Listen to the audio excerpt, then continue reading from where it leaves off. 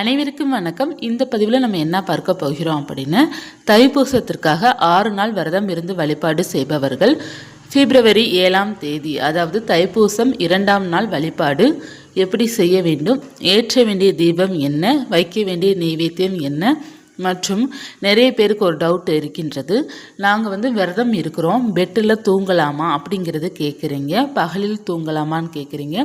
அதற்கான பதிவும் இந்த பதிவில் நம்ம பார்க்க போகிறோம்.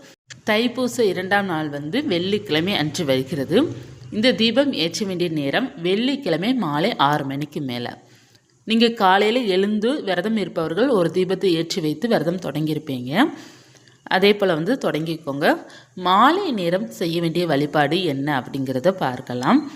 முருகனுக்கு 6 தீபம் ஏற்றி வைத்து வழிபாடு செய்யுங்க அப்படிங்கிறத சொல்லியிருந்தேன். விருப்பம் இருப்பவர்கள் 6 தீபம் ஏற்றிக்கோங்க. இல்லை அப்படின்னா நீங்கள் ஒரு தீபம் கூட ஏற்றலாம், தவறு எதுவுமே கிடையாது.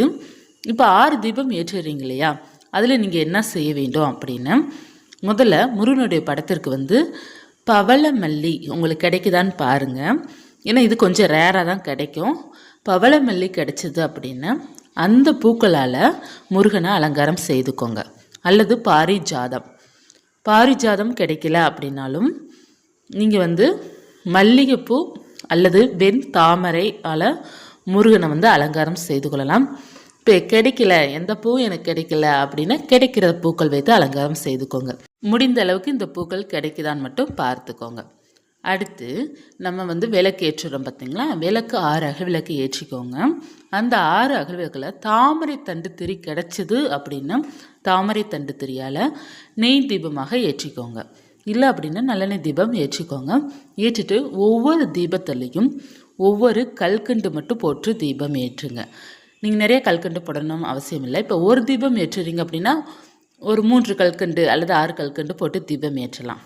இப்போ 6 அகல் விளக்கு ஏற்றுறீங்க அப்படின்னா ஒவ்வொரு அகல் விளக்குலையும் ஒவ்வொரு கல்கண்டு போட்டு தீபம் ஏற்றிக்கோங்க. நெய்வேத்தியமாக பார்த்தீங்க அப்படின்னா பால் பாயாசம் பண்ணுங்க, அல்லது பாலில் சர்க்கரையை போட்டு வச்சுடுங்க. இல்லை மற்ற ஏதாவது நெய்வேத்தியம் நான் வைப்பேன் அப்படின்னாலும் நீங்கள் சேர்த்து வைக்கலாம். என்னென்ன நெய்வேத்தியம் வைக்கலாம் அப்படின்னா, தயிர் சாதம் வைக்கலாம், சர்க்கரை பொங்கல் வைக்கலாம், வெண் பொங்கல் வைக்கலாம். உங்களுக்கு என்னென்ன முடியுதோ அதை நீங்கள் நெய்வேத்தியமாக வைக்கலாம். முக்கியமாக பவளமல்லி பூக்கள் மற்றும் கல்கண்டு போட்டு தீபம் ஏற்றிக்கோங்க. அடுத்து பார்த்தீங்கன்னா பால் பாயாசம் பண்ணுங்க, அல்லது பால் கொலக்கட்டை கூட பண்ணி வைக்கலாம். அல்லது உங்களால் என்ன முடியுதோ அதை நீங்கள் பால் சம்மந்தப்பட்ட பொருளை நீங்கள் ஏதாவது ஒரு நைவேத்தியம் வைத்து வழிபாடு செய்யுங்க. இது 2ஆம் நாள் வழிபாடு. இப்போ நீங்கள் சிலையோ மற்றும் வேலோ வைத்திருக்கிறீங்க அப்படின்னா பால் அபிஷேகமும் சந்தனம் அபிஷேகமும் பன்னீர் அபிஷேகமும் பண்ணுங்கள், ரொம்ப நல்ல பலன் கிடைக்கும். இப்போ அபிஷேகம் தினமும் பண்ணணுமா அப்படின்னா விருப்பம் இருந்தால் தினமும் பண்ணலாம். ஏன்னா நீங்கள் 6 நாள் தானே விரதம் இருக்க போகிறீங்க. விருப்பம் இருந்தால் தினமும் பண்ணலாம். அப்படி இல்லை என்றால் முதல் நாளும் தைப்பூச தினத்தன்று மட்டும் நீங்கள் அபிஷேகம் செய்தால் போதும். எதுவுமே கட்டாயம் கிடையாது. அர்ச்சனை பார்த்தீங்கன்னா செவ்வரளி பூக்கள் வாங்கி வச்சுக்கோங்க. சொல்ல வேண்டிய நாமங்கள் பார்த்தீங்கன்னா உங்கள் எல்லாருக்குமே தெரியணும். ஓம் சரவணபவாய நமக, ஓம் குமாராய நமக, ஓம் பாலகுமாராய நமக சொல்லலாம். நமக்கு இருக்கிற கடன் தொல்லை நீங்குவதற்கு மற்றும் வருமானம் அதிகரிப்பதற்கெல்லாம் இந்த நாமத்தை சொல்லி நம்ம அர்ச்சனை பண்ணும்போது முருகனுடைய அருள் பரிபூர்ணமாக இருக்கும். இப்போ எத்தனை முறை சொல்லி அர்ச்சனை பண்ணலாம் அப்படின்னா 6 முறை நீங்கள் சொன்னால் போதும். செவ்வரளி பூக்களோ அல்லது மற்ற பூக்களோ உதிரி பூக்களோ கொஞ்சம் கையில் வச்சுக்கோங்க. வைத்துட்டு கொஞ்சம் கொஞ்சமாக எடுத்து முருகனுடைய படத்திற்கோ முருகனுடைய சிலைக்கோ முருகனுடைய வேலுக்கோ அந்த பூக்களால் தூவி நீங்கள் அர்ச்சனை பண்ணுங்க. ஓம் சரவணபவாய நமக அப்படிங்கிறத சொல்லிவிட்டு அவருடைய பாதத்தில் சமர்ப்பணம் பண்ணிடுங்க. அவருடைய படம் இருக்கும் பார்த்தீங்களா, அவருடைய பாதத்தில் சமர்ப்பணம் பண்ணிடுங்க. இது 6 முறை சொன்னால் போதும். இப்போ பூக்கள் நிறையா இருக்குது அப்படின்னா நீங்கள் 108 முறை 21 முறை 27 முறை சொன்னால் போதும். 6 முறை சொல்வதே மிகவும் சிறப்பாக இருக்கும். அதுவும் அர்ச்சனை செய்வதற்கு சமம்தான். 6 முறை சொல்லி கூட அர்ச்சனை பண்ணலாம். 9 முறை 11 முறை 21 முறை ஒற்றைப்படை எண்ணிக்கையில் இங்கே வழிபாடு செய்யலாம். 6 அப்படிங்கிறது முருகனுக்கு உகந்த நம்பர் மற்றும் 6 முகனுக்கு 6 தான் விசேஷமானது.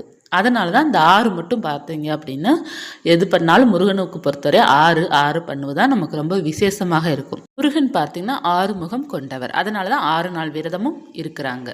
சஷ்டியும் 6 நாள் தான். மற்ற நாளும் நம்ம ஏதாவது விசேஷமாக விரதம் இருக்கணும் அப்படின்னா 6 நாள் இருப்பாங்க அல்லது 9 நாள் இருப்பாங்க. 6ம் 9ம் முருகனுக்கு உகந்த நம்பர். அதனால் இந்த 2 நம்பர்லேயும் நீங்கள் வந்து அர்ச்சனை பண்ணலாம், விளக்கும் ஏற்றலாம், வழிபாடும் எவ்வளோ சிறப்பாக பண்ண முடியுமோ அவ்வளோ சிறப்பாக நீங்கள் செய்து கொள்ளலாம். அடுத்ததாக முக்கியமான கேள்வி பதில்கள். 6 நாள் நாங்கள் விரதம் இருக்கிறோம், பகலில் தூங்கலாமா அல்லது பெட்டில் தூங்கலாமான்னு கேட்குறீங்க. நல்லா புரிஞ்சுக்கோங்க. பகலில் நம்ம தூங்குகிறோம் அப்படின்னா நம்ம நேரத்தை கடத்துவோம். பகலில் தூங்கினா ஒன்றும் தவறு எதுவும் கிடையாது. நம்ம நேரத்தை வந்து கடத்துவோம்.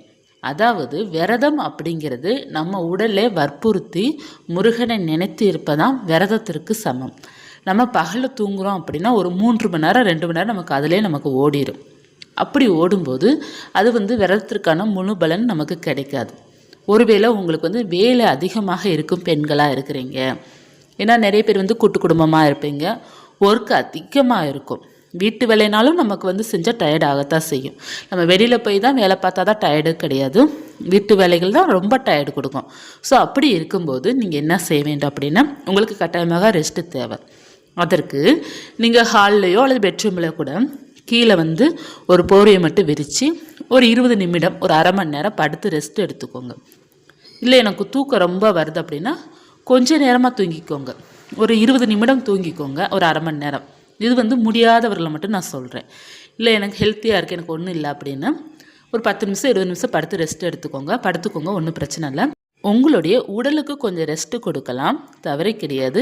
பொழுதை போக்கக்கூடாது. இந்த 2க்கும் வித்தியாசம் இருக்குதுங்க.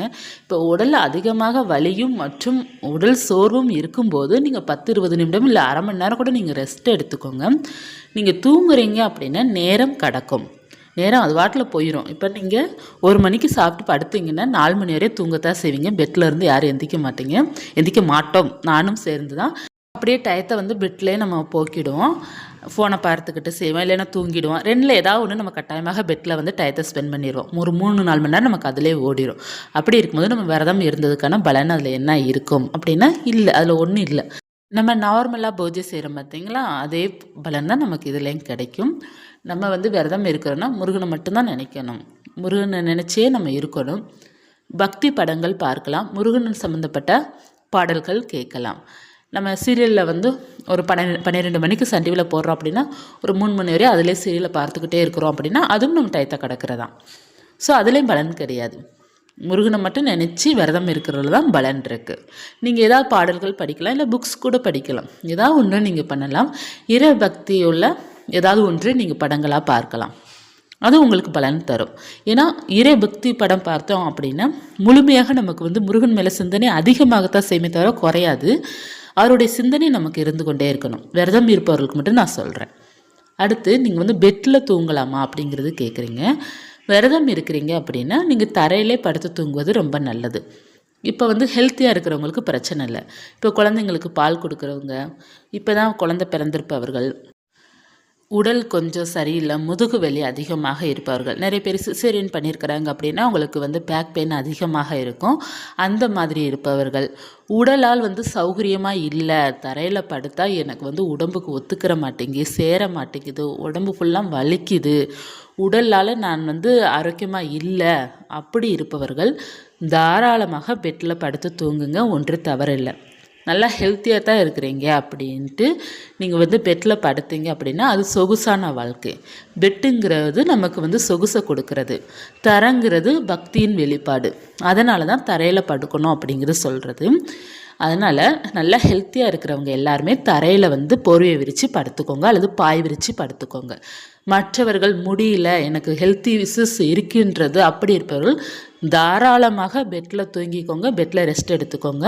இப்போ நீங்கள் விரதம் இருக்கிறீங்க அப்படின்னா நம்ம பழையதாக நம்ம பயன்படுத்திருப்ப பெட்ஷீட்டெல்லாம் நல்லா துவைச்சிட்டு நல்லா வாஷ் பண்ணிவிட்டு புதிதாக போட்டுக்கோங்க, ஒன்றும் பிரச்சனை இல்லை, நம்ம தாராளமாக பயன்படுத்தலாம். பெட்ஷீட்டை வந்து தினமும் வாஷ் பண்ணணும் அவசியம் இல்லை. நீங்கள் எப்போது விரதம் இருக்க தொடங்குறீங்களோ, நீங்கள் எப்போது பெட்டில் படுக்கிறீங்களோ அப்போ தான் வந்து நீங்கள் வந்து முதல் நாள் மட்டும் நீங்கள் வாஷ் பண்ணிவிட்டு நீங்கள் போட்டுக்கோங்க. அடுத்த 6 நாள் பார்த்தீங்க அப்படின்னா அந்த போர்வையை நீங்கள் பயன்படுத்திக்கலாம். விரதம் இருக்கிறவங்க இப்படி தான் கடைப்பிடிக்கணும். நல்லா ஹெல்த்தியாக இருப்பவர்கள் மட்டும் தரையில் படுங்க, மற்றவர்கள் நீங்கள் பெட்டில் படுக்கலாம். இந்த இதை வந்து நீங்கள் எப்போதுமே குழப்பிக்காதீங்க. இது வந்து உங்களுக்கு பின்னாடி வரை இது பயன்படும். சரிங்களா? நமக்கு எல்லாருக்குமே வயசாகத்தான் செய்யும். நமக்கு எப்போ வந்து உடல் ஆரோக்கியம் இல்லை அப்படிங்கிறத நம்ம ஃபீல் பண்ணுறோமோ அப்போ தான் நீங்கள் பெட்டை பயன்படுத்தணும். அதுவரை முருகனுக்கு நம்ம விரதம் இருக்கும்போது சரியாக நம்ம இருக்கணும். கோபப்படக்கூடாது, டென்ஷன் ஆகக்கூடாது, யாரையும் அப்பச்சொல்லால் நம்ம திட்டக்கூடாது. முடிந்தளவு பார்த்திங்கன்னா முருகனை மட்டும்தான் நினைத்து இருக்கணும் விரதம் இருப்பவர்கள். விரதம் இருந்தாலும் சரி, நம்ம வந்து விளக்கேற்றி வைத்து சிறப்பாக பூஜை செய்தாலும் சரி, இது வந்து இந்த கோபப்படுறது எல்லாத்துக்குமே பொருந்தும். இந்த பகலில் தூங்குறது மட்டும் விரதம் இருப்பவர்களுக்கு பொருந்தும். பூஜை செய்பவர்கள் நீங்கள் தாராளமாக பகலில் தூங்கிக்கலாம். எவ்வளோ நேரம் வேணாலும் நீங்கள் வந்து பொழுது போக்கிக்கலாம். அது ஒன்று தவறே கிடையாது. விரதம் இருப்பவர்கள் மட்டும் இதை ஒரு சில இது கடைப்பிடித்தால் போதும். உங்களுக்கு வந்து இன்னமும் நிறைய ஏதாவது டவுட் இருக்குது அப்படின்னு நம்மளுடைய சேனலில் நிறைய பதிவுகள் நான் கொடுத்துருக்குறேன். தைப்பூசத்திற்காக நிறைய பதிவுகள் கொடுத்துருக்குறேன். உங்களுக்கு டைம் இருக்கும்போது போட்டு கேட்டு பாருங்கள். எல்லாத்துலேயுமே நான் சொல்லியிருப்பேன். நீங்கள் கேட்ட கேள்விகள் எல்லாமே எல்லா பதிவுலையும் நான் சொல்லியிருப்பேன். டைம் இருக்கும்போது கேளுங்க. இந்த பதிவு உங்களுக்கு பயனுள்ளதாக இருக்கும்னு நினைக்கிறேன். இருந்தால் லைக் பண்ணிக்கோங்க. நாளை தைப்பூச திருநாள் 3ஆம் நாள் எப்படி வழிபாடு செய்யணும் அப்படிங்கிறத இன்று இரவே நான் கொடுத்துட்றேன். மீண்டும் ஒரு தடவை சந்திக்கிறேன். நன்றி.